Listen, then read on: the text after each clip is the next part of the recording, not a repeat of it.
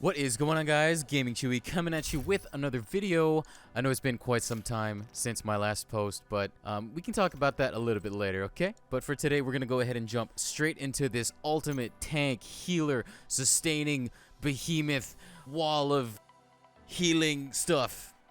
Right, so anyway, let's move on to the armor pieces. So you're going to be rocking Gila chest, holster, backpack, Murakami mask and knee pads, and Alp Summit for your gloves.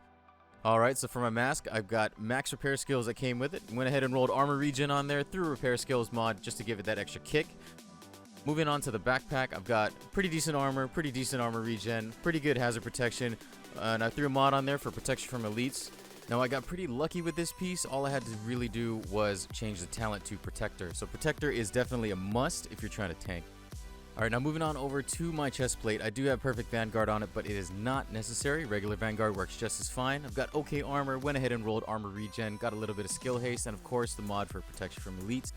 Alright, up next we got the gloves. So with the Alp Summit, it already comes with 15% skill repair. I went ahead and rolled another 20% max, and it did come with really good armor regen, so I did get lucky with that one. Alright, moving on over to the knee pads, we've got the max armor roll on there. I got the 1% armor regen and pretty good armor regen on it. Now this piece in and of itself is going to be really important for the rest of this build, and you'll see why in just a little bit.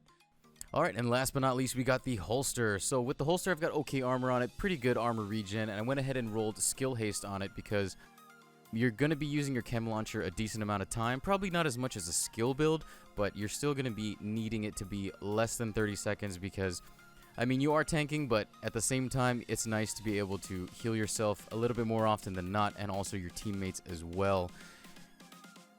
Alright, now speaking of healing, I'm going to explain why this build works so well with just the skill repair and not needing to be skill tier 6. As you can see, I'm doing over 625 for the instant repair that the chem launcher does and 112 per tick. Now my shield is also banging out 13.5 million just because of the 4 shields that I'm getting from the gear pieces along with the extra skill tier to bump it up to max. Alright, so for this part I'm going to do a little bit of comparison. So I'm throwing on all skill pieces, so I'm going to hit skill tier 6, and I'm going to show you the biggest difference between having a max skill tier build and having the 3 skill tier build with armor with over 90% repair skills. Now the numbers are pretty insane.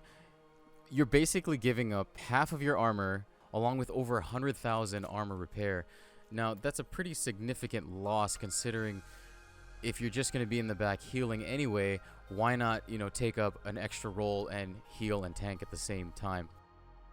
Alrighty, now before we move on to some gameplay, I'll go ahead and finish things off with the overall stats for the build.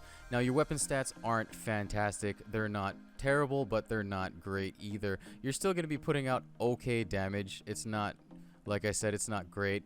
But, your job is not to do damage, your job is to tank. But in this case, you're going to be the tanker healer. So you're taking up 2 roles at the same time. Alright, now moving on down to the defense section. You are sitting at a pretty 1.3, basically 1.4 million armor. You've got your 52k armor regen from all the Gila pieces, along with the knee pads, along with the rolls. You also have your 23% protection from elites, along with various protections and resistances. Moving on over to your skill launcher, you're sitting at a nice 20% skill haste, which will give you a 25-second cooldown per shot, and each one of those shots is going to give you 625,000 armor repair per shot on land, and of course the 112 per tick. And well, as far as weapons goes, you don't really have to use anything in particular. You can use whatever you feel like using at the time. Baker's Dozen does help, but you don't really need it. If you trying to put out some damage in the back once in a while, then yeah, sure, use a rifle or something like that, but weapons aren't really a key factor in this build unless you do have a pistol with reformation on it.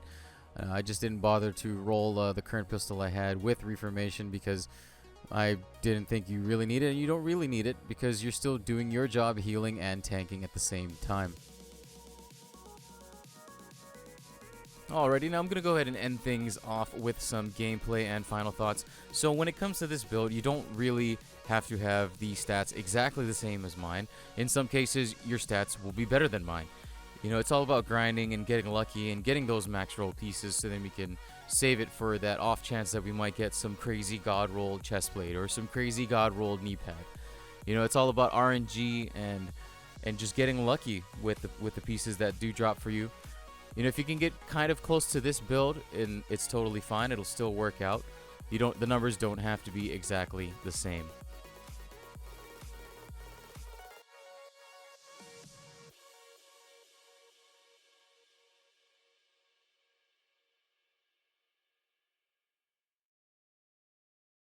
Anyway, that pretty much wraps it up for this video. I hope you guys did enjoy it, and if you did, be sure to hit that like button, subscribe, and I will see you guys next time.